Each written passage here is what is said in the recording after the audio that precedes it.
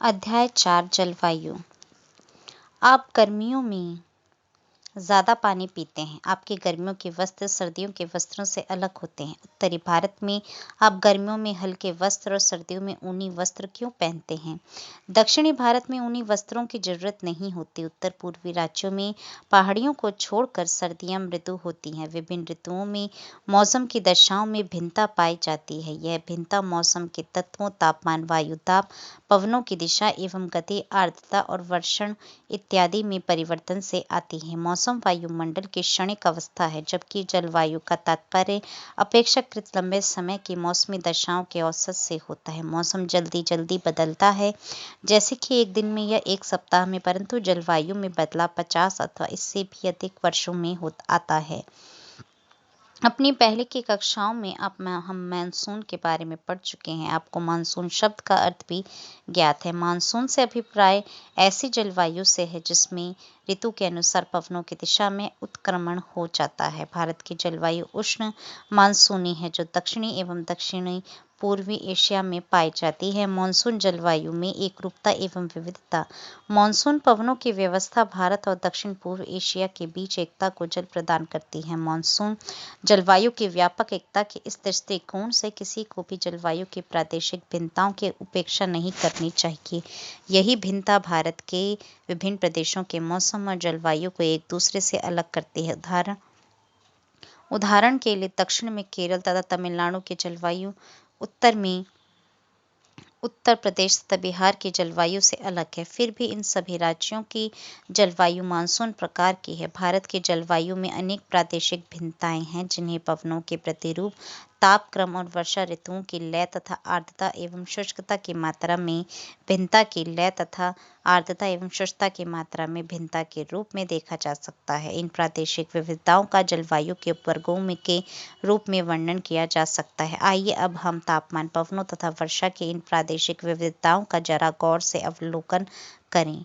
गर्मियों में पश्चिमी मरुस्थल में तापक्रम कई बार 55 डिग्री सेल्सियस को स्पर्श कर लेता है, जबकि सर्दियों में लेह के आसपास तापमान -45 डिग्री सेल्सियस तक गिर जाता है। राजस्थान के चूरू जिले में जून के महीने के किसी एक दिन का तापमान 50 डिग्री सेल्सियस अथवा इससे अधिक हो जाता है, जबकि उसी दिन अरुणाचल प्रदेश के तवांग जिले में तापमान मुश्किल से 19 डिग्री सेल्सियस तक पहुंचता है। दिसंबर की किसी रात में लद्दाख के द्रास में रात का तापमान -45 डिग्री सेल्सियस तक गिर जाता है, जबकि उसी रात को तिरुवनंतपुरम अथवा चेन्नई में तापमान 20 डिग्री सेल्सियस या 22 डिग्री सेल्सियस रहता है। उपयुक्त उदाहरण पुष्टि करते हैं कि भारत में एक स्थान से दूसरे स्थान पर तथा एक क्षेत्र से दूसरे क्षेत्र के तापमान में ऋतुवत अंतर पाया जाता है। इतना ही नहीं, यदि हम किसी एक स्थान के 24 घंटे का तापमान दर्ज करें तो उसमें भी विभिन्नताएं कम प्रभावशाली प्रतीत नहीं होती। उदाहरणतः केरल और अंडमान द्वीप समूह में दिन और रात के तापमान में मुश्किल से 60 डिग्री या 8 डिग्री सेल्सियस का अंतर पाया जाता है, किंतु थार मरुस्थल में यदि दिन का तापमान 50 डिग्री सेल्सियस हो जाता है तो वहां रात का तापमान 15 डिग्री से 20 डिग्री सेल्सियस के बीच आ पहुंचता है। आइए अब हम वर्षण की प्रादेशिक विविधताओं को देखें। हिमालय में वर्षण मुख्यतः हिमपात के रूप में होता है, जबकि देश के अन्य भागों में वर्षण जल की बूंदों के रूप में होता है। इसी प्रकार केवल वर्षण के प्रकारों में ही अंतर नहीं है, बल्कि वर्षण की मात्रा में भी अंतर है। मेघालय की खासी पहाड़ियों में स्थित चेरापूंजी और मासिनराम में औसत वार्षिक वर्षा 1080 सेंटीमीटर से ज्यादा होता है। इसके विपरीत राजस्थान के जैसलमेर में औसत वार्षिक वर्षा शायद ही 9 सेंटीमीटर से अधिक होती हो।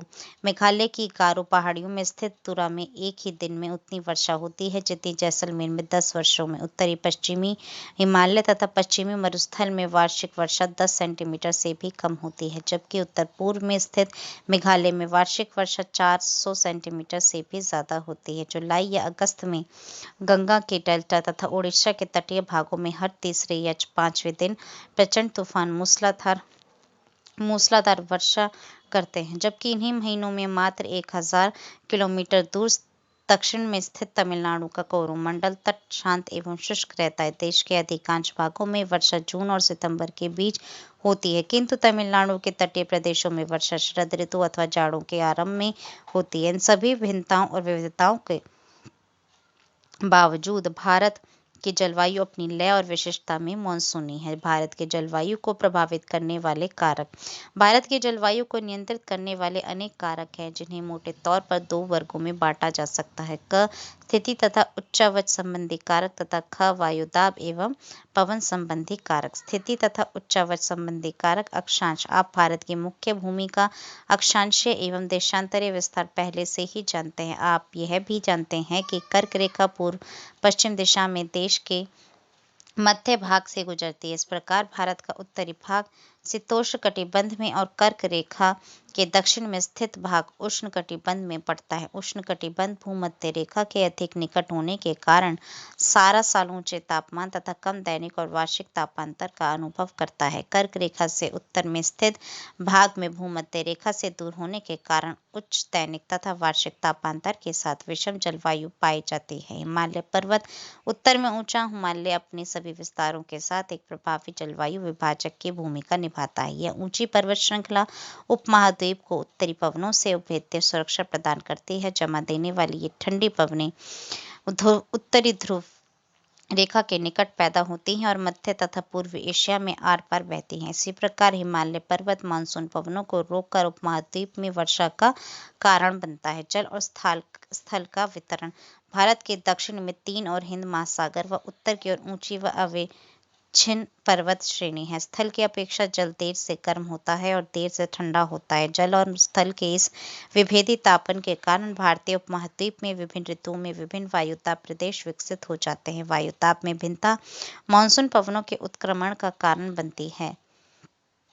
समुद्र तट से दूरी, लंबी तटीय रेखा के कारण भारत के विस्तृत तटीय प्रदेशों में समकारी जलवायु पाई जाती है। भारत के अंदरूनी भाग समुद्र के समकारी प्रभाव से वंचित रह जाते हैं। ऐसे क्षेत्रों में विषम जलवायु पाई जाती है। यही कारण है कि मुंबई तथा कोंकण तट के निवासी तापमान की विषमता और ऋतु परिवर्तन का अनुभव नहीं कर पाते। दूसरी ओर समुद्र तट से दूर देश के आंतरिक भागों में स्थित दिल्ली, कानपुर और अमृतसर में मौसमी परिवर्तन पूरे जीवन को प्रभावित करते हैं। समुद्र तल से ऊंचाई के साथ तापमान घटता है। विरल वायु के कारण पर्वतीय प्रदेश मैदानों की तुलना में अधिक ठंडे होते हैं। उदाहरणतः आगरा और दार्जिलिंग एक ही अक्षांश पर स्थित हैं, किंतु जनवरी में आगरा का तापमान 16 डिग्री सेल्सियस जबकि दार्जिलिंग में यह 4 डिग्री सेल्सियस होता है। उच्चावच। भारत का भौतिक स्वरूप अथवा उच्चावच तापमान वायुदाब, पवनों की गति एवं दिशा तथा ढाल की मात्रा और वितरण को प्रभावित करता है। उदाहरणतः जून और जुलाई के बीच पश्चिमी घाट तथा असम के पवनाभिमुखी ढाल अधिक वर्षा प्राप्त करते हैं, जबकि इसी दौरान पश्चिमी घाट के साथ लगा दक्षिणी पठार पवन विमुखी स्थिति के कारण कम वर्षा प्राप्त करता है। वायुदाब एवं पवनों से जुड़े कारक। भारत की स्थानीय जलवायु में पाई जाने वाली विविधता को समझने के लिए निम्नलिखित 3 कारकों की क्रिया विधि को जानना आवश्यक है। पहला, वायुदाब एवं पवनों का धरातल पर वितरण। दूसरा, भूमंडलीय मौसम को नियंत्रित करने वाले कारकों एवं विभिन्न वायु संहतियों एवं जेट प्रवाह के अंतर्वाह द्वारा उत्पन्न ऊपरी वायु संचरण। और तीसरा, शीतकाल में पश्चिमी विक्षोभों तथा दक्षिण पश्चिमी मानसून काल में उष्णकटिबंधीय अवदाबों के भारत में अंतर्वहन के कारण उत्पन्न वर्षा की अनुकूल दशाएं। उपयुक्त 3 कारकों की क्रिया विधि को शीत व ग्रीष्म ऋतु के संदर्भ में अलग अलग भलीभांति समझा जा सकता है। शीत ऋतु में मौसम की क्रिया विधि। धरातलीय वायुदाब तथा पवनें। शीत ऋतु में भारत का मौसम मध्य एवं पश्चिमी एशिया में वायुदाब के वितरण से प्रभावित होता है। इस समय हिमालय के उत्तर में तिब्बत पर उच्च वायुदाब केंद्र स्थापित हो जाता है। इस उच्च वायुदाब केंद्र के दक्षिण में भारतीय उपमहाद्वीप की ओर निम्न स्तर पर धरातल के साथ साथ पवनों का प्रवाह प्रारंभ हो जाता है। मध्य एशिया के उच्च वायुदाब केंद्र से बाहर की ओर चलने वाली धरातलीय पवनें भारत में शुष्क महाद्वीपीय पवनों के रूप में पहुंचती हैं। ये महाद्वीपीय पवनें उत्तर पश्चिमी भारत में व्यापारिक पवनों के संपर्क में आती हैं, लेकिन संपर्क क्षेत्र की स्थिति स्थायी नहीं है। कई बार तो इसकी स्थिति खिसक कर पूर्व में मध्य गंगा घाटी के ऊपर पहुंच जाती है। परिणाम स्वरूप मध्य गंगा घाटी तक संपूर्ण उत्तर पश्चिमी तथा उत्तरी भारत इन शुष्क उत्तर पश्चिमी पवनों के प्रभाव में आ जाता है। जेट प्रवाह और ऊपरी वायु परिसंचरण। जिन पवनों का ऊपर वर्णन किया गया है वे धरातल के निकट या वायुमंडल के निचली सतहों में चलती हैं। निचले वायुमंडल के क्षोभ मंडल पर धरातल से लगभग 3 किलोमीटर ऊपर बिल्कुल भिन्न प्रकार का वायु संचरण होता है। ऊपरी वायु संचरण के निर्माण में पृथ्वी के धरातल के निकट वायुमंडलीय दाब की भिन्नताओं की कोई भूमिका नहीं होती। 9 से 13 किलोमीटर की ऊंचाई पर समस्त मध्य एवं पश्चिमी एशिया पश्चिम से पूर्व बहने वाली पछुआ पवनों के प्रभावाधीन होता है। ये पवनें तिब्बत के पठार के समानांतर हिमालय के उत्तर में एशिया महाद्वीप पर चलती हैं। इन्हें जेट प्रवाह कहा जाता है। तिब्बत उच्च भूमि इन जेट प्रवाहों के मार्ग में अवरोधक का काम करती है, जिसके परिणाम स्वरूप जेट प्रवाह को दो भागों में बढ़ जाता है। परिणामस्वरूप जेट प्रवाह दो भागों में बढ़ जाता है। इसकी एक शाखा तिब्बत के पठार के उत्तर में बहती है। जेट प्रवाह की दक्षिणी शाखा हिमालय के दक्षिण में पूर्व की ओर बहती है। इस दक्षिणी शाखा की औसत स्थिति फरवरी में लगभग 25 डिग्री उत्तरी अक्षांश रेखा के ऊपर होती है तथा इसका दाब स्तर 200 से 300 मिलीबार होता है। ऐसा माना जाता है कि जेट प्रवाह की यही दक्षिणी शाखा भारत में जाड़े के मौसम पर महत्वपूर्ण प्रभाव डालती है। पश्चिमी चक्रवातीय विक्षोभ तथा उष्णकटिबंधीय चक्रवात। पश्चिमी विक्षोभ जो भारतीय उपमहाद्वीप में जाड़े के मौसम में पश्चिम तथा उत्तर पश्चिम से प्रवेश करते हैं, भूमध्य सागर पर उत्पन्न होते हैं। भारत में इनका प्रवेश पश्चिमी जेट प्रवाह द्वारा होता है। शीतकाल में रात्रि के तापमान में वृद्धि इन विक्षोभों के आने का पूर्व संकेत माना जाता है। उष्णकटिबंधीय चक्रवात बंगाल की खाड़ी तथा हिंद महासागर में उत्पन्न होते हैं। इन उष्णकटिबंधीय चक्रवातों से तेज गति की हवाएं चलती हैं और भारी बारिश होती है। ये चक्रवात तमिलनाडु, आंध्र प्रदेश और उड़ीसा के तटीय भागों पर टकराते हैं। मूसलाधार वर्षा और पवनों की तीव्र गति के कारण ऐसे अधिकतर चक्रवात अत्यधिक विनाशकारी होते हैं। क्या आपने अपने दूरदर्शन पर प्रसारित मौसम रिपोर्ट में इन चक्रवातों की चाल को देखा है? ग्रीष्म ऋतु में मौसम की क्रियाविधि। धरातलीय वायु दाब तथा पवनें। गर्मी का मौसम शुरू होने पर जब सूर्य उत्तरायण स्थिति में आता है, उपमहाद्वीप के निम्न तथा उच्च दोनों ही स्तरों पर वायु परिसंचरण में उत्क्रमण हो जाता है। जुलाई के मध्य तक धरातल के निकट निम्न वायुदाब पीटी, जिसे अंतः उष्णकटिबंधीय अभिसरण क्षेत्र ITCZ कहा जाता है, उत्तर की ओर खिसक कर हिमालय के लगभग समानांतर 20 डिग्री से 25 डिग्री उत्तरी अक्षांश पर स्थित हो जाती है। इस समय तक पश्चिमी जेट प्रवाह भारतीय क्षेत्र से लौट चुका होता है। वास्तव में मौसम वैज्ञानिकों ने पाया है कि भूमध्य रेखीय द्रोणी ITCZ के उत्तर की ओर खिसकने तथा पश्चिमी जेट प्रवाह के भारत के उत्तरी मैदान से लौटने के बीच एक अंतर संबंध है। प्रायः ऐसा माना जाता है कि इन दोनों के बीच कार्य कारण का संबंध है। ITCZ निम्न वायुदाब का क्षेत्र होने के कारण विभिन्न दिशाओं में पवनों को अपनी ओर आकर्षित करता है। दक्षिणी गोलार्ध से उष्णकटिबंधीय सामुद्रिक वायु संहति AT-MT विषुवत वृत्त को पार करके सामान्यतः दक्षिण पश्चिमी दिशा में इसी कम दाब वाली पेटी की ओर अग्रसर होती है। यही आर्द्र वायु धारा दक्षिण पश्चिम मानसून कहलाती है। जेट प्रवाह एवं ऊपरी वायु संचरण। वायुदाब एवं पवनों का उपयुक्त प्रतिरूप केवल क्षोभ मंडल के निम्न स्तर पर पाया जाता है। जून में प्रायद्वीप के दक्षिणी भाग पर पूर्वी जेट प्रवाह 90 किलोमीटर प्रति घंटा की गति से चलता है। यह जेट प्रवाह अगस्त में 15 डिग्री उत्तर अक्षांश पर तथा सितंबर में 22 डिग्री उत्तर अक्षांश पर स्थित हो जाता है। ऊपरी वायुमंडल में पूर्वी जेट प्रवाह सामान्यतः 30 डिग्री उत्तर अक्षांश से परे नहीं जाता। पूर्वी जेट प्रवाह तथा उष्णकटिबंधीय चक्रवात। पूर्वी जेट प्रवाह उष्णकटिबंधीय चक्रवातों को भारत में लाता है। ये चक्रवात भारतीय उपमहाद्वीप में वर्षा के वितरण में महत्वपूर्ण भूमिका निभाते हैं। इन चक्रवातों के मार्ग भारत में सर्वाधिक वर्षा वाले भाग हैं। इन चक्रवातों की बारंबारता, दिशा, गहनता एवं प्रवाह एक लंबे दौर में भारत के ग्रीष्मकालीन मानसूनी वर्षा के प्रतिरूप निर्धारण पर पड़ता है।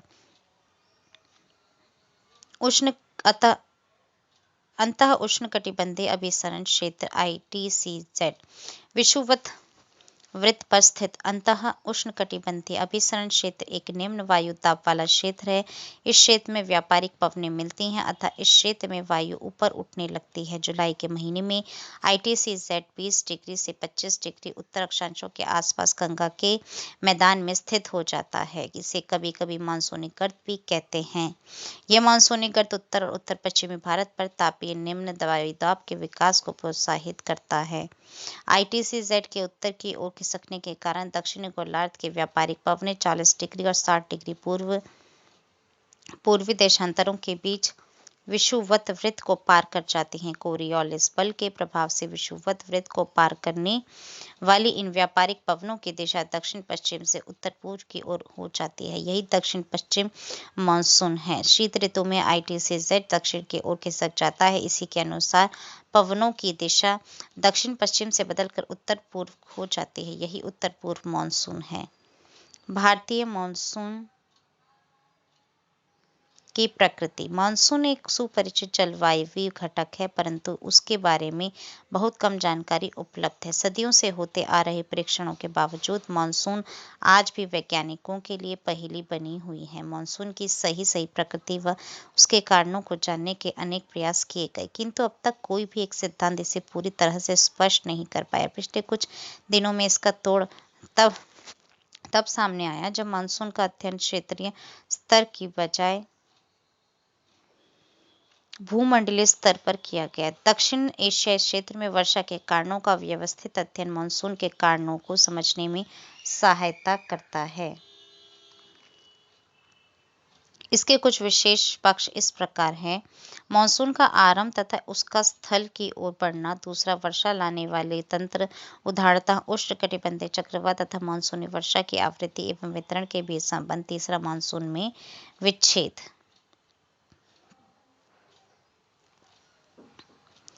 एल नीनो और भारतीय मानसून। एल नीनो एक जटिल मौसम तंत्र है जो हर 5 या 10 साल बाद प्रकट होता रहता है। इसके कारण संसार के विभिन्न भागों में सूखा, बाढ़ और मौसम की चरम अवस्थाएं आती हैं। इस तंत्र में महासागरीय और वायुमंडलीय परिघटनाएं शामिल होती हैं।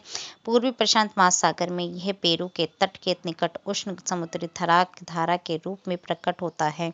इससे भारत सहित अनेक स्थानों का मौसम प्रभावित होता है। एल नीनो भूमध्य रेखीय उष्ण समुद्री धारा का विस्तार मात्र है जो अस्थायी रूप से ठंडी पेरुवियन अथवा हम्बोल्ट धारा अपनी एटलस में धाराओं की स्थिति ज्ञात कीजिए पर प्रतिस्थापित हो जाती है। यह धारा पेरू तट के जल का तापमान 10 डिग्री सेल्सियस तक बढ़ा देती है। इसके निम्नलिखित परिणाम होते हैं। पहला, भूमध्य रेखीय वायुमंडलीय परिसंचरण में विकृति। दूसरा, समुद्री जल के वाष्पन में अनियमितता। तीसरा, प्लवक की मात्रा में कमी जिससे समुद्र में मछलियों की संख्या का घट जाना। एल नीनो का शाब्दिक अर्थ बालक ईसा है क्योंकि यह धारा दिसंबर के महीने में क्रिसमस के आसपास नजर आती है। पेरू दक्षिणी गोलार्ध में दिसंबर गर्मी का महीना होता है। भारत में मानसून की लंबी अवधि के पूर्वानुमान के लिए एल नीनो का उपयोग होता है। सन 1990 से 1991 में एल नीनो का प्रचंड रूप देखने को मिला था। इसके कारण देश के अधिकतर भागों में मानसून के आगमन में 5 से 12 दिनों की देरी हो गई थी। मानसून का आरंभ। 19वीं सदी के अंत में यह व्याख्या की गई थी कि गर्मी के महीनों में स्थल और समुद्र का विभेदी तापन ही मानसून पवनों के उपमहाद्वीप की ओर चलने के लिए मंच तैयार करता है। अप्रैल और मई के महीनों में जब सूर्य कर्क रेखा पर लंबवत चमकता है तो हिंद महासागर के उत्तर में स्थित विशाल भूखंड अत्यधिक गर्म हो जाता है। इसके परिणाम स्वरूप उपमहाद्वीप के उत्तर पश्चिमी भाग पर एक गहन न्यून दाब क्षेत्र विकसित हो जाता है। क्योंकि भूखंड के दक्षिण में हिंद महासागर अपेक्षाकृत धीरे धीरे गर्म होता है। निम्न वायुदाब केंद्र विषुवत रेखा के उस पार से दक्षिण पूर्वी सन्मार्गी पवनों को आकर्षित कर लेता है। इन दशाओं में अंतः उष्णकटिबंधीय अभिसरण क्षेत्र उत्तर की ओर स्थानांतरित हो जाता है। इस प्रकार दक्षिण पश्चिमी मानसूनी पवनों को दक्षिण पूर्वी सन्मार्गी पवनों के विस्तार के रूप में देखा जा सकता है जो भूमध्य रेखा को पार करके भारतीय उपमहाद्वीप की ओर विक्षेपित हो जाती हैं। ये पवनें भूमध्य रेखा को 40 डिग्री पूर्वी तथा 60 डिग्री पूर्वी देशांतर रेखाओं के बीच पार करती हैं। अंतः उष्णकटिबंधीय अभिसरण क्षेत्र की स्थिति में परिवर्तन का संबंध हिमालय के दक्षिण में उत्तरी मैदान के ऊपर से पश्चिमी जेट प्रवाह द्वारा अपनी स्थिति के प्रत्यावर्तन से भी है, क्योंकि पश्चिमी जेट प्रवाह के इस क्षेत्र से खिसकते ही दक्षिणी भारत में 15 डिग्री उत्तर अक्षांश पर पूर्वी जेट प्रवाह विकसित हो जाता है। इसी पूर्वी जेट प्रवाह को भारत में मानसून के प्रस्फोट बर्स्ट के लिए जिम्मेदार माना जाता है। मानसून का भारत में प्रवेश। दक्षिण पश्चिमी मानसून केरल तट पर 1 जून को पहुंचता है और शीघ्र ही 10 और 13 जून के बीच ये आर्द्र पवनें मुंबई व कोलकाता तक पहुंच जाती हैं। मध्य जुलाई तक संपूर्ण उपमहाद्वीप दक्षिण पश्चिम मानसून के प्रभावाधीन हो जाता है। वर्षावाही तंत्र तथा मानसूनी वर्षा का वितरण। भारत में वर्षा लाने वाले 2 तंत्र प्रतीत होते हैं। पहला तंत्र उष्णकटिबंधीय अवताप है, जो बंगाल की खाड़ी या उससे भी आगे पूर्व में दक्षिण चीन सागर में पैदा होता है तथा उत्तरी भारत के मैदानी भागों में वर्षा करता है। दूसरा तंत्र अरब सागर से उठने वाली दक्षिण पश्चिम मानसून धारा है, जो भारत के पश्चिमी तट पर वर्षा करती है। पश्चिमी घाट के साथ साथ होने वाली अधिकतर वर्षा पर्वतीय है, क्योंकि यह आर्द्र हवाओं से अवरुद्ध होकर घाट के सहारे जबरदस्ती ऊपर उठने से होती है। भारत के पश्चिमी तट पर होने वाली वर्षा की तीव्रता 2 कारकों से संबंधित है। पहला, समुद्र तट से दूर घटित होने वाली मौसमी दशाएं तथा दूसरा, अफ्रीका के पूर्वी तट के साथ भूमध्य रेखीय जेट प्रवाह की स्थिति। बंगाल की खाड़ी में उत्पन्न होने वाले उष्णकटिबंधीय अवतापों की बारंबारता हर साल बदलती रहती है। भारत के ऊपर उनके मार्ग का निर्धारण भी मुख्यतः अंतः उष्णकटिबंधीय अभिसरण क्षेत्र, जिसे मानसून श्रेणी भी कहा जाता है, की स्थिति द्वारा होता है। जब भी मानसून द्रोणी का अक्ष दोलायमान होता है, विभिन्न वर्षों में इन अवतापों के मार्ग, दिशा, वर्षा की गहनता और वितरण में भी पर्याप्त उतार चढ़ाव आते हैं। वर्षा कुछ दिनों के अंतराल में आती है। भारत के पश्चिमी तट पर पश्चिम से पूर्व, उत्तर पूर्व की ओर तथा उत्तरी भारतीय मैदान एवं प्रायद्वीप के उत्तरी भाग में पूर्व दक्षिण पूर्व से उत्तर पश्चिम की ओर वर्षा की मात्रा में घटने की प्रवृत्ति पाई जाती है। मानसून में विच्छेद। दक्षिण पश्चिम मानसून काल में एक बार कुछ दिनों तक वर्षा होने के बाद यदि 1, 2 या कई सप्ताह तक वर्षा न हो तो इसे मानसून विच्छेद कहा जाता है। ये विच्छेद विभिन्न क्षेत्रों में विभिन्न कारणों से होते हैं, जो निम्नलिखित हैं। पहला, उत्तरी भारत के विशाल मैदान में मानसून का विच्छेद उष्णकटिबंधीय चक्रवातों की संख्या कम हो जाने से और अंतः उष्णकटिबंधीय अभिसरण क्षेत्र की स्थिति में बदलाव आने से होता है। दूसरा, पश्चिमी तट पर मानसून विच्छेद तब होता है जब आर्द्र पवनें तट के समानांतर बहने लगे। तीसरा, राजस्थान में मानसून विच्छेद तब होता है जब वायुमंडल के निम्न स्तरों पर तापमान की विलोमता वर्षा करने वाली आर्द्र पवनों को ऊपर उठने से रोक देती है। मानसून का निवर्तन। मानसून के पीछे हटने या लौट जाने को मानसून का निवर्तन कहा जाता है। सितंबर के आरंभ से उत्तर पश्चिमी भारत से मानसून पीछे हटने लगती है और मध्य अक्टूबर तक यह दक्षिणी भारत को छोड़ शेष समस्त भारत से निवर्तित हो जाती है। लौटती हुई मानसून पवनें बंगाल की खाड़ी से जलवाष्प ग्रहण करके उत्तर पूर्वी मानसून के रूप में तमिलनाडु में वर्षा करती हैं। ऋतुओं की लय। भारत की जलवायवीय दशाओं को उसके वार्षिक ऋतु चक्र के माध्यम से सर्वश्रेष्ठ ढंग से व्यक्त किया जा सकता है। मौसम वैज्ञानिक वर्ष को निम्नलिखित 4 ऋतुओं में बांटते हैं। पहला, शीत ऋतु, दूसरा ग्रीष्म ऋतु, तीसरा दक्षिण पश्चिमी मानसून की ऋतु और चौथा मानसून के निवर्तन की ऋतु। शीत ऋतु। तापमान। आमतौर पर उत्तरी भारत में शीत ऋतु नवंबर के मध्य से आरंभ होती है। उत्तरी मैदान में जनवरी और फरवरी सर्वाधिक ठंडे महीने होते हैं।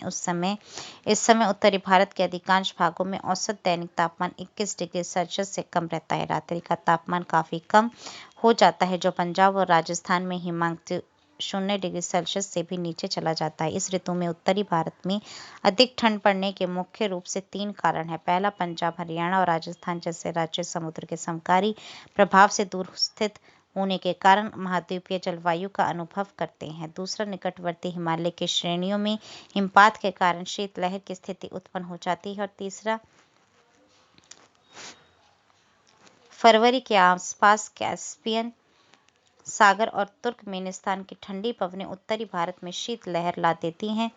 ऐसे अवसरों पर देश के उत्तर पश्चिम भागों में पाला व कोहरा भी पड़ता है। मानसून को समझना।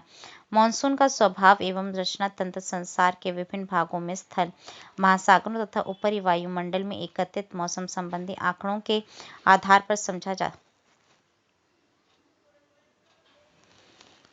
जाता है। पूर्वी प्रशांत महासागर में स्थित फ्रेंच पोलिनेशिया के ताहिती लगभग 18 डिग्री दक्षिण तथा 149 डिग्री पश्चिम तथा हिंद महासागर में ऑस्ट्रेलिया के पूर्वी भाग में स्थित पोर्ट डार्विन पर 12 डिग्री 30 मिनट दक्षिण तथा 131 डिग्री पूर्व के बीच पाए जाने वाले वायुदाब का अंतर माप कर मानसून की तीव्रता के बारे में पूर्वानुमान लगाया जा सकता है। भारत का मौसम विभाग 16 कारकों मापदंडों के आधार पर मानसून के संभावित व्यवहार के बारे में काफी समय का पूर्वानुमान लगाता है।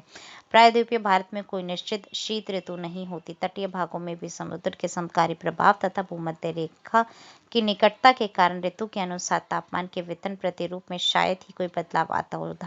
उदाहरणतः तिरुवनंतपुरम में जनवरी का माध्य अधिकतम तापमान 31 डिग्री सेल्सियस तक रहता है, जबकि जून में यह 29.5 डिग्री सेल्सियस पाया जाता है। पश्चिमी घाट की पहाड़ियों पर तापमान अपेक्षाकृत कम पाया जाता है। वायुदाब तथा पवनें। दिसंबर के अंत तक 22 दिसंबर सूर्य दक्षिणी गोलार्ध में मकर रेखा पर सीधा चमकता है। इस ऋतु में मौसम की विशेषता उत्तरी भारत में एक क्षीण उच्च वायुदाब का विकसित होना है। दक्षिणी भारत में वायुदाब उतना अधिक नहीं होता। 1019 मिलीबार तथा 1013 मिलीबार की संभार रेखाएं उत्तर पश्चिमी भारत तथा सुदूर दक्षिण से होकर गुजरती हैं। परिणाम स्वरूप उत्तर पश्चिमी उच्च वायुदाब क्षेत्र से दक्षिण में हिंद महासागर पर स्थित निम्न वायुदाब क्षेत्र की ओर पवनें चलना आरंभ कर देती हैं। कम दाब प्रवणता के कारण 3 से 5 किलोमीटर प्रति घंटा की दर से मंद गति की पवनें चलने लगती हैं। मोटे तौर पर क्षेत्र की भू आकृति भी पवनों की दिशा को प्रभावित करती है। गंगा घाटी में इनकी दिशा पश्चिमी और उत्तर पश्चिमी होती है। गंगा ब्रह्मपुत्र डेल्टा में इनकी दिशा उत्तरी हो जाती है। भू आकृति के प्रभाव से मुक्त इन पवनों की दिशा बंगाल की खाड़ी में स्पष्ट तौर पर उत्तर पूर्वी होती है। सर्दियों में भारत का मौसम सुहावना होता है, फिर भी यह सुहावना मौसम कभी कभार हल्के चक्रवाती अवदाबों से बाधित होता रहता है। पश्चिमी विक्षोभ कहे जाने वाले चक्रवात पूर्वी भूमध्य सागर पर उत्पन्न होते हैं और पूर्व की ओर चलते हुए पश्चिमी एशिया, ईरान, अफगानिस्तान तथा पाकिस्तान को पार करके भारत के उत्तर पश्चिमी भागों में पहुंचते हैं। मार्ग में उत्तर में कैस्पियन सागर तथा दक्षिण में ईरान की खाड़ी से गुजरते समय इन चक्रवातों के आर्द्रता में संवर्धन हो जाता है। पश्चिमी जेट प्रवाह इन अवदाबों को भारत की ओर उन्मुख करने में क्या भूमिका निभाते हैं। वर्षा। शीतकालीन मानसून पवनें स्थल से समुद्र की ओर चलने के कारण वर्षा नहीं करती, क्योंकि एक तो इनमें नमी केवल नाम मात्र की होती है, दूसरे स्थल पर घर्षण के कारण इन पवनों का तापमान बढ़ जाता है, जिससे वर्षा होने की संभावना निरस्त हो जाती है। अतः शीत ऋतु में अधिकांश भारत में वर्षा नहीं होती।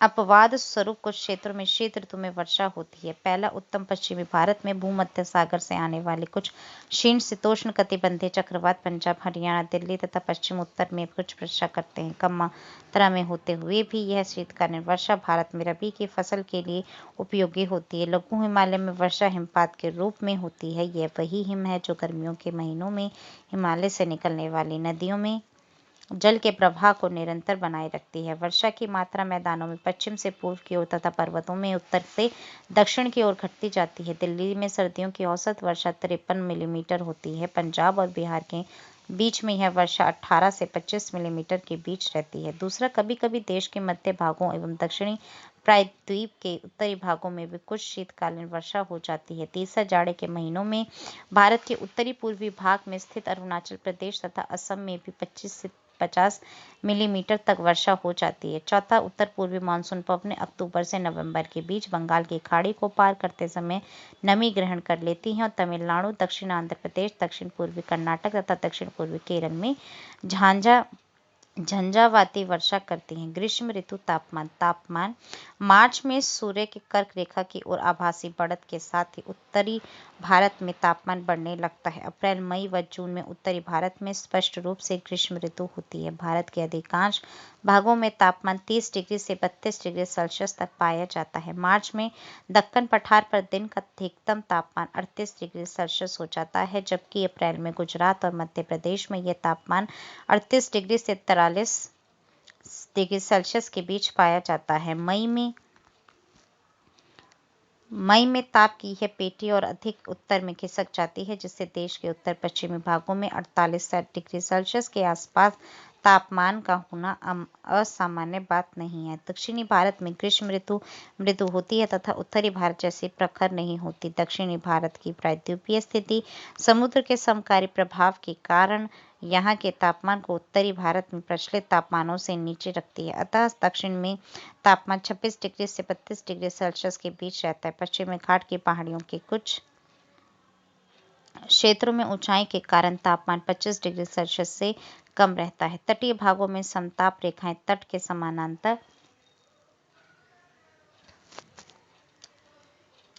समानांतर उत्तर दक्षिण दिशा में फैली हैं, जो प्रमाणित करती हैं कि तापमान उत्तरी भारत से दक्षिणी भारत की ओर न बढ़कर तटों से भीतर की ओर बढ़ता है। गर्मी के महीनों में औसत न्यूनतम दैनिक तापमान भी काफी ऊंचा रहता है और ये 26 डिग्री सेल्सियस से शायद ही कभी नीचे जाता हो। वायुताप और पवनें देश के आधे उत्तरी भाग में ग्रीष्म ऋतु में अधिक गर्मी और गिरता हुआ वायुताप पाया जाता है। उपमहाद्वीप के गर्म हो जाने के कारण जुलाई में अंतः उष्णकटिबंधीय अभिसरण क्षेत्र उत्तर की ओर खिसक कर लगभग 25 डिग्री उत्तरी अक्षांश रेखा पर स्थित हो जाता है। मोटे तौर पर यह निम्न दाब की लंबायमान मानसून द्रोणी उत्तर पश्चिम में थार मरुस्थल से पूर्व और दक्षिण पूर्व में पटना और छत्तीसगढ़ पठार तक विस्तृत होती है। अंतः उष्णकटिबंधीय अभिसरण क्षेत्र की स्थिति पवनों के धरातलीय संचरण को आकर्षित करती है, जिनकी दिशा पश्चिमी तट, पश्चिमी बंगाल के तट तथा बांग्लादेश के साथ दक्षिण पश्चिमी होती है। उत्तरी बंगाल और बिहार में इन पवनों की दिशा पूर्वी और दक्षिण पूर्वी होती है। इस बात की चर्चा पहले ही की जा चुकी है कि दक्षिण पश्चिमी मानसून की ये धाराएं वास्तव में विस्थापित भूमध्य रेखा पूर्व पवनें हैं। मध्य जून तक इन पवनों का अंतः प्रवेश मौसम का वर्षा ऋतु की ओर बदलाव करता है। उत्तर पश्चिम में अंतः उष्णकटिबंधीय अभिसरण क्षेत्र के केंद्र में दोपहर के बाद लू के नाम से विख्यात शुष्क एवं तप्त हवाएं चलती हैं, जो कई बार आधी रात तक चलती रहती है। मई में शाम के समय पंजाब, हरियाणा, पूर्वी राजस्थान और उत्तर प्रदेश में धूल भरी आंधियों का चलना एक आम बात है। ये अस्थायी तूफान पीड़ादायक गर्मी से कुछ राहत दिलाते हैं, क्योंकि ये अपने साथ हल्की बारिश और सुखद व शीतल हवाएं लाते हैं। कई बार ये आर्द्रता भरी पवनें द्रोणी की परिधि की ओर आकर्षित होती हैं। शुष्क एवं आर्द्र वायु संहतियों के अचानक संपर्क से स्थानीय स्तर पर तेज तूफान पैदा होते हैं। स्थानीय तूफानों के साथ तेज हवाएं, मूसलाधार वर्षा और यहाँ तक कि ओले भी आते हैं। ग्रीष्म ऋतु में आने वाले कुछ प्रसिद्ध स्थानीय तूफान। पहला, आम्र वर्षा। ग्रीष्म ऋतु के खत्म होते होते पूर्व मानसून बौछारें पड़ती हैं, जो केरल व तटीय कर्नाटक में ये एक आम बात है। स्थानीय तौर पर इस तूफानी वर्षा को आम्र वर्षा कहा जाता है, क्योंकि यह आमों को जल्दी पकने में सहायता देती है। दूसरा, फलों वाली बौछार। इस वर्षा से केरल व निकटवर्ती कहवा उत्पादक क्षेत्रों में कहवा के फूल खिलने लगते हैं। तीसरा, काल बैसाखी। असम और पश्चिम बंगाल में बैसाख के महीने में शाम को चलने वाली ये भयंकर व विनाशकारी वर्षा युक्त पवनें हैं।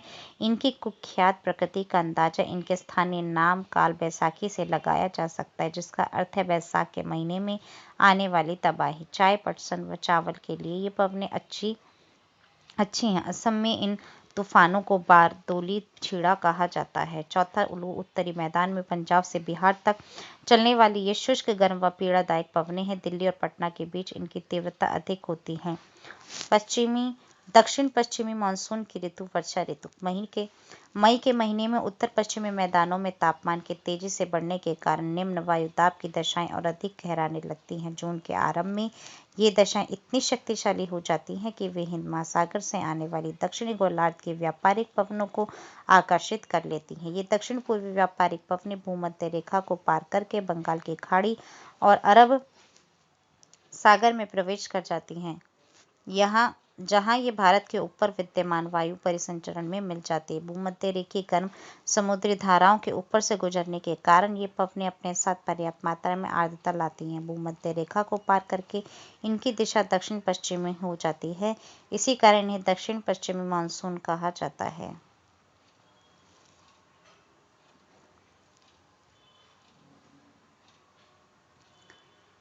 दक्षिण पश्चिमी मानसून की ऋतु में वर्षा अचानक आरंभ हो जाती है। पहली बारिश का असर यह होता है कि तापमान में काफी गिरावट आ जाती है। प्रचंड गर्जन और बिजली के कड़क के साथ इन आर्द्रता भरी पवनों का अचानक चलना प्रायः मानसून का विस्फोट कहलाता है।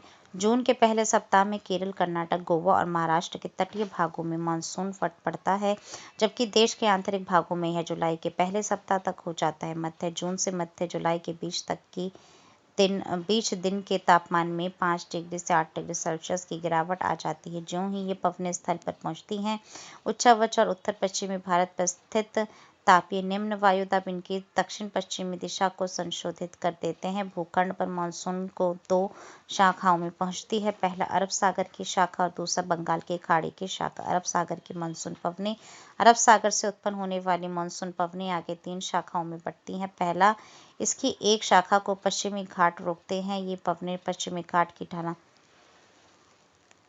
ढलानों पर 900 से 1200 मीटर की ऊंचाई तक चढ़ती हैं। अतः ये पवनें तत्काल ठंडी होकर सह्याद्री की पवनाभिमुखी ढाल तथा पश्चिमी तटीय मैदान पर 250 से 400 सेंटीमीटर के बीच भारी वर्षा करती है। पश्चिमी घाट को पार करने के बाद ये पवनें नीचे उतरती हैं और गर्म होने लगती हैं।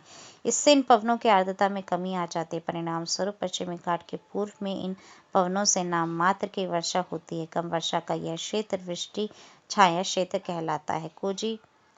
कोझिकोड, मंगलोर, पुणे और बंगलोर में होने वाली वर्षा की मात्रा और उनमें अंतर ज्ञात कीजिए।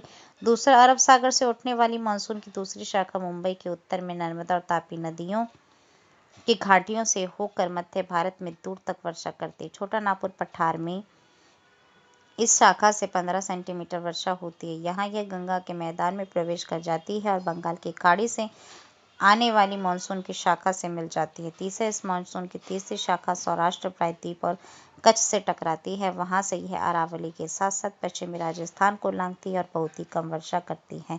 पंजाब और हरियाणा में भी यह बंगाल की खाड़ी से आने वाली मानसून की शाखा से मिल जाती है। ये दोनों शाखाएं एक दूसरे के सहारे प्रबलित होकर पश्चिमी हिमालय, विशेष रूप से धर्मशाला में वर्षा करती है। बंगाल की खाड़ी की मानसून पवनों की शाखा म्यांमार के तट तथा दक्षिण पूर्वी बांग्लादेश के एक थोड़े से भाग से टकराती है, किंतु म्यांमार के तट पर स्थित अराकान पहाड़ियां इस शाखा के एक बड़े हिस्से को भारतीय उपमहाद्वीप की ओर विक्षेपित कर देती है। इस प्रकार मानसून पश्चिम बंगाल और बांग्लादेश में दक्षिण पश्चिमी दिशा की अपेक्षा दक्षिणी व दक्षिण पूर्वी दिशा से प्रवेश करती है। यहाँ से यह शाखा हिमालय पर्वत तथा भारत के उत्तर पश्चिम में स्थित तापीय निम्न दाब के प्रभावाधीन 2 भागों में बढ़ जाती है। इसकी एक शाखा गंगा के मैदान के साथ साथ पश्चिम की ओर बढ़ती है और पंजाब के मैदान तक पहुंचती है। इसकी दूसरी शाखा उत्तर व उत्तर पूर्व में ब्रह्मपुत्र घाटी में बढ़ती है। यह शाखा वहां विस्तृत क्षेत्रों में वर्षा करती है। इसकी एक उपशाखा मेघालय में स्थित गारो और खासी की पहाड़ियों से टकराती है। खासी पहाड़ियों के शिखर पर स्थित मासिनराम विश्व के सर्वाधिक औसत वार्षिक वर्षा प्राप्त करता है। यहाँ यह जानना महत्वपूर्ण है कि तमिलनाडु तट वर्षा ऋतु में शुष्क क्यों रहता है। इसके लिए 2 कारण उत्तरदायी हैं। पहला, तमिलनाडु तट बंगाल की खाड़ी की मानसून पवनों के समानांतर पड़ता है। दूसरा, यह दक्षिण पश्चिमी मानसून की अरब सागर शाखा के वृष्टि क्षेत्र में स्थित है। मानसून वर्षा की विशेषताएं। पहला, दक्षिण पश्चिमी मानसून से प्राप्त होने वाली वर्षा मौसमी है, जो जून से सितंबर के दौरान होती है। दूसरा, मानसून वर्षा मुख्य रूप से उच्चावच अथवा भू आकृति द्वारा नियंत्रित होती है। उदाहरण के तौर पर पश्चिमी घाट की पवनाभिमुखी ढाल 250 सेंटीमीटर से अधिक वर्षा दर्ज करती है। इसी प्रकार उत्तर पूर्वी राज्यों में होने वाली भारी वर्षा के लिए भी वहां की पहाड़ी और पूर्वी हिमालय जिम्मेदार हैं। तीसरा, समुद्र से बढ़ती दूरी के साथ मानसून वर्षा में घटने की प्रवृत्ति पाई जाती है। दक्षिण पश्चिम मानसून अवधि में कोलकाता में 119 सेंटीमीटर, पटना में 105 सेंटीमीटर, इलाहाबाद में 76 सेंटीमीटर तथा दिल्ली में 56 सेंटीमीटर वर्षा होती है। चौथा, किसी एक समय में मानसून वर्षा कुछ दिनों के आर्द्र दौरों में आती इन गीले दौरों में कुछ सूखे अंतराल भी आते हैं जिन्हें विभंग या विच्छेद कहा जाता है। वर्षा के इन विच्छेदों का संबंध उन चक्रवातीय अवदाबों से है जो बंगाल की खाड़ी के शीर्ष पर बनते हैं और मुख्य भूमि में प्रवेश कर जाते हैं। इन अवदाबों की बारंबारता और गहनता के अतिरिक्त इनके द्वारा अपनाए गए मार्ग भी वर्षा के स्थानिक विवरण को निर्धारित करते हैं। पांचवा, ग्रीष्मकालीन वर्षा मूसलाधार होती है जिससे बहुत सा पानी बह जाता है और मिट्टी का अपरदन होता है। छठा, भारत की कृषि प्रधान अर्थव्यवस्था में मानसून का अत्यधिक महत्व है क्योंकि देश में होने वाली कुल वर्षा का 3/4 भाग दक्षिण पश्चिमी मानसून की ऋतु में प्राप्त होता है। सातवां, मानसून वर्षा का स्थानिक वितरण भी असमान है जो 12 सेंटीमीटर से 250 सेंटीमीटर से अधिक वर्षा के रूप में पाया जाता है। आठवां, कई बार पूरे देश में इसके एक भाग में वर्षा का आरंभ काफी देर से होता है। नौवां, कई बार वर्षा सामान्य समय से पहले समाप्त हो जाती है। इससे खड़ी फसलों को तो नुकसान पहुंचता ही है, शीतकालीन फसलों को बोने में भी कठिनाई आती है। मानसून के निवर्तन की ऋतु, अक्टूबर और नवंबर के महीनों को मानसून के निवर्तन की ऋतु कहा जाता है। सितंबर के अंत में सूर्य के दक्षिणायन होने की स्थिति में गंगा के मैदान पर स्थित निम्न वायुदाब की द्रोणी भी दक्षिण की ओर खिसकना आरंभ कर देती है। इससे दक्षिण पश्चिमी मानसून कमजोर पड़ने लगता है। मानसून सितंबर के पहले सप्ताह में पश्चिमी राजस्थान से लौटता है। इस महीने के अंत तक मानसून राजस्थान, गुजरात, पश्चिमी गंगा मैदान तथा मध्यवर्ती उच्च भूमियों से लौट चुकी होती है।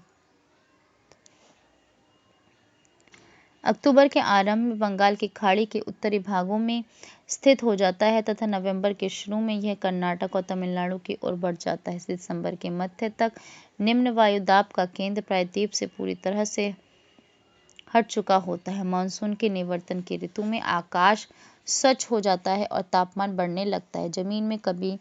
जमीन में अभी भी नमी होती है। उच्च तापमान और आर्द्रता की दशाओं से मौसम कष्टकारी हो जाता है। आमतौर पर इसे कार्तिक मास की उष्मा कहा जाता है। अक्टूबर माह के उत्तरार्ध में तापमान तेजी से गिरने लगता है। तापमान में यह गिरावट उत्तरी भारत में विशेष तौर पर देखी जाती है। मानसून के निवर्तन की ऋतु में मौसम उत्तरी भारत में सूखा होता है जबकि प्रायद्वीप के पूर्वी भागों में वर्षा होती है। यहाँ अक्टूबर और नवंबर वर्ष के सबसे अधिक वर्षा वाले महीने होते हैं। इस ऋतु की व्यापक वर्षा का संबंध चक्रवाती अवदाबों के मार्गों से है जो अंडमान समुद्र में पैदा होते हैं और दक्षिणी प्रायद्वीप के पूर्वी तट को पार करते हैं। ये उष्णकटिबंधीय चक्रवात अत्यंत विनाशकारी होते हैं।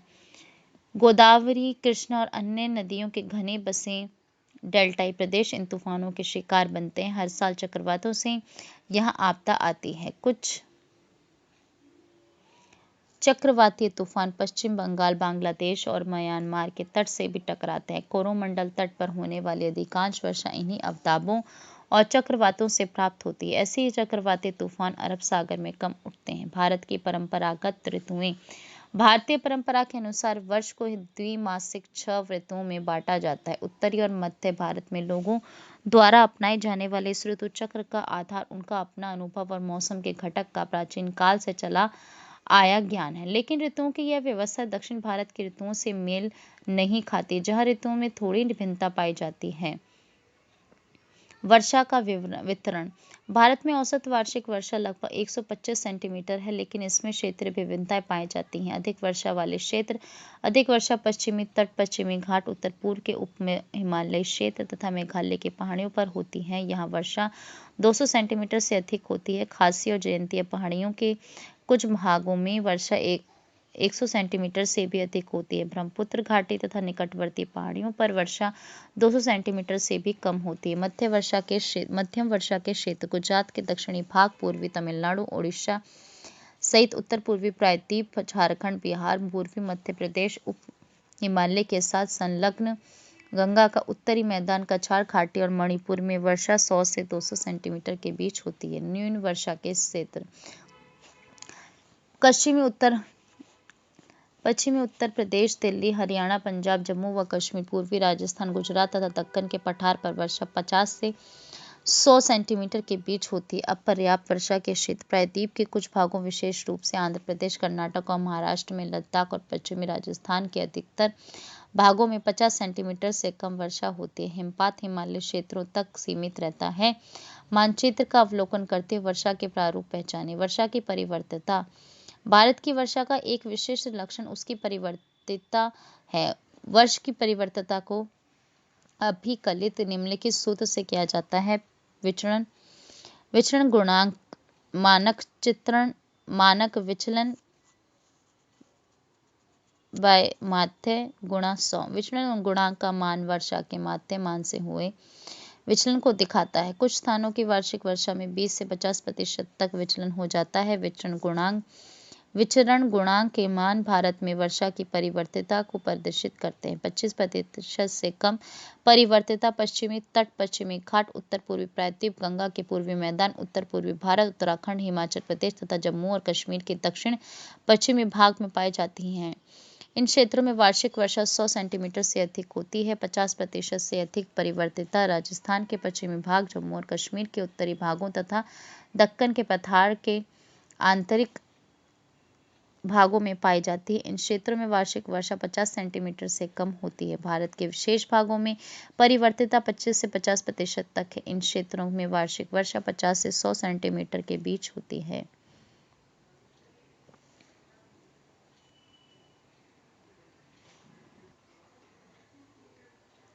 भारत के जलवायु प्रदेश। भारत की जलवायु मानसून प्रकार की है, तथापि मौसम के तत्वों के मेल से अनेक क्षेत्रीय विभिन्नताएं प्रदर्शित होती हैं। यही विभिन्नताएं जलवायु के उप प्रकारों में देखी जा सकती हैं। इसी आधार पर जलवायु प्रदेश पहचाने जा सकते हैं। एक जलवायु प्रदेश में जलवायु दशाओं की समरूपता होती है, जो जलवायु के कारकों के संयुक्त प्रभाव से उत्पन्न होती है। तापमान और वर्षा जलवायु के दो महत्वपूर्ण तत्व हैं, जिन्हें जलवायु वर्गीकरण की सभी पद्धतियों में निर्णायक माना जाता है। तथापि जलवायु का वर्गीकरण एक जटिल प्रक्रिया है। जलवायु के वर्गीकरण की अनेक पद्धतियां हैं। कोपेन की पद्धति पर आधारित भारत के जलवायु के प्रमुख प्रकारों का वर्णन अग्रलिखित है। कोपेन ने अपने जलवायु वर्गीकरण का आधार तापमान तथा वर्षण के मासिक मानों को रखा है। उन्होंने जलवायु के 5 प्रकार माने हैं, जिनके नाम है। पहला, उष्णकटिबंधीय जलवायु, जहां सारा साल औसत मासिक तापमान 18 डिग्री सेल्सियस से अधिक रहता है। दूसरा, शुष्क जलवायु, जहां तापमान की तुलना में वर्षण बहुत कम होता है और इसलिए शुष्क है। शुष्कता कम होने पर यह अर्ध शुष्क मरुस्थल कहलाता है। शुष्क अधिक है तो यह मरुस्थल होता है। तीसरा, गर्म जलवायु, जहाँ सबसे ठंडे महीने का औसत तापमान 18 डिग्री सेल्सियस और -3 डिग्री सेल्सियस के बीच रहता है। चौथा, हिम जलवायु, जहाँ सबसे गर्म महीने का औसत तापमान 10 डिग्री सेल्सियस से अधिक और सबसे ठंडे महीने का औसत तापमान -3 डिग्री सेल्सियस से कम रहता है। पांचवा, बर्फीली जलवायु, जहाँ सबसे गर्म महीने का तापमान 10 डिग्री सेल्सियस से कम रहता है। कोपेन ने जलवायु प्रकारों को व्यक्त करने के लिए वर्ण संकेतों का प्रयोग किया है। जैसा कि ऊपर बताया गया है, वर्षा तथा तापमान के वितरण प्रतिरूप में मौसम भिन्नता के आधार पर प्रत्येक प्रकार को उप प्रकारों में बांटा गया है। कोपेन ने अंग्रेजी के बड़े वर्णों S को अर्ध मरुस्थल के लिए और W को मरुस्थल के लिए प्रयोग किया है। इसी प्रकार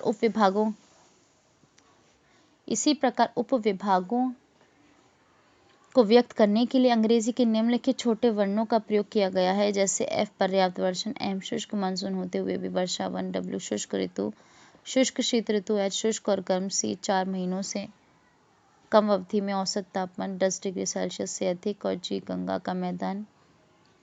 इस प्रकार भारत को 8 जलवायु प्रदेशों में बांटा जा सकता है। मानसून और भारत का आर्थिक जीवन। पहला, मानसून वह धुरी है जिस पर समस्त भारत का जीवन चक्र घूमता है। क्योंकि भारत की 64% जनता भरण पोषण के लिए खेती पर निर्भर करती है, जो मुख्यतः दक्षिण पश्चिमी मानसून पर आधारित है। दूसरा, हिमालय प्रदेशों के अतिरिक्त शेष भारत में वर्ष भर यथेष्ट गर्मी रहती है, जिससे सारा साल खेती की जा सकती है। तीसरा, मानसून जलवायु की क्षेत्रीय विभिन्नता नाना प्रकार की फसलों को उगाने में सहायक है। चौथा, भारत की परिवर्तनीयता, देश के कुछ भागों में सूखा अथवा बाढ़ का कारण बनती है। पांचवा, भारत में कृषि की समृद्धि वर्षा के सही समय पर आने तथा उसके पर्याप्त वितरित होने पर निर्भर करती है। यदि वर्षा नहीं होती तो कृषि पर इसका बुरा प्रभाव पड़ता है, विशेष रूप से उन क्षेत्रों में जहां सिंचाई के साधन विकसित नहीं हैं। छठा, मानसून का अचानक विस्फोट देश के व्यापक क्षेत्रों में मृदा अपरदन की समस्या उत्पन्न कर देता है। सातवां, उत्तर भारत में शीतोष्ण कटिबंधीय चक्रवातों द्वारा होने वाली शीतकालीन वर्षा रबी की फसलों के लिए अत्यंत लाभकारी सिद्ध होती है। आठवां, भारत की जलवायु की क्षेत्रीय विभिन्नता भोजन, वस्त्र और आवासों की विविधता में उजागर होती है। भूमंडलीय तापमान। आप जानते हैं कि परिवर्तन प्रकृति का नियम है। भूतकाल में जलवायु में भी भूमंडलीय एवं स्थानीय स्तर पर परिवर्तन हुए हैं। जलवायु में परिवर्तन आज भी हो रहे हैं, किंतु ये परिवर्तन अगोचर हैं। अनेक भूवैज्ञानिक साक्ष्य बताते हैं कि एक समय पृथ्वी के विशाल भाग बर्फ से ढके थे। आपने भूमंडलीय तापन पर वाद विवाद सुना अथवा पढ़ा होगा। प्राकृतिक कारकों के अतिरिक्त भूमंडलीय तापन के लिए बड़े पैमाने पर